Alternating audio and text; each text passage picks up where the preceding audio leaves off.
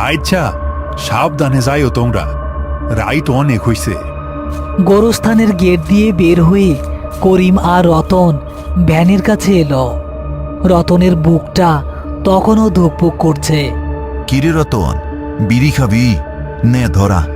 হ ভাইজান, দেন। ডরে আমার গলা শুকায়া কাঠ হয়ে গেছে। দেশলাইটা আমার পকেটেই আসিল মনে হয়। রতন দেশলাই বের করার জন্য নিজের প্যান্টের পকেটে হাত ঢোকালো, কিন্তু পকেটে হাত দিতেই তার মুখটা ফ্যাকাশে হয়ে গেল। চোখ দুটো বড় বড় হয়ে গেল ভয়ে। কিরে, কি হইল?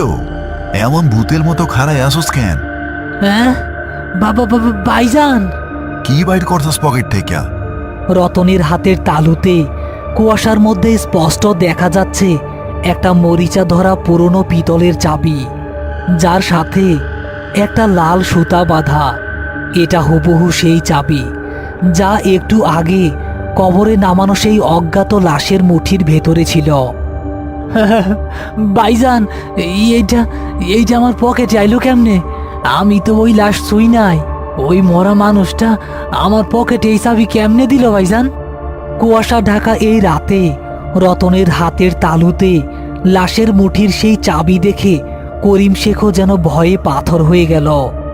তার দীর্ঘ 15 বছরের লাশ দাফনের অভিজ্ঞতায় এমন হাড়হিম করা ঘটনা এই প্রথম। চাবিটা দে আমার কাছে, দে কইতাছি। ভাইজান, আমি ধরুম না। এইটা জাদু করা চাবি। মরা মানুষের চাবি আমার পকেটে আইলো কেমনে? আমার কি মাইরা ফালাইব? চুপ কর, চিল্লাইস না। গোরস্থানের সামনে চিল্লাইতে নাই। চাবিটা তুই ভ্যানের উপরে রাখ। আইসকা তুই আর তোর বাড়িতে যাইবি না।